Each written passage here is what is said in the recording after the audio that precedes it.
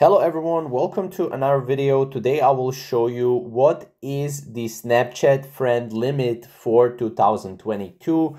Now there has been a lot of changes for Snapchat friends and yeah, we have been seeing some really amazing updates. So as of 2022 in Q2, you can have up to 6,000 Snapchat friends.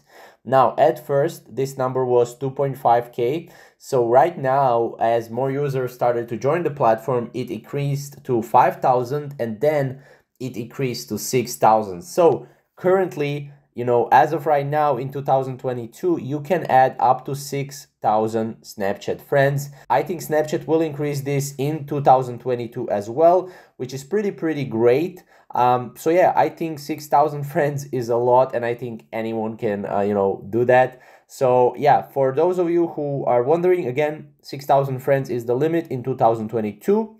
And yeah, we'll see you in another video. Thank you guys for watching.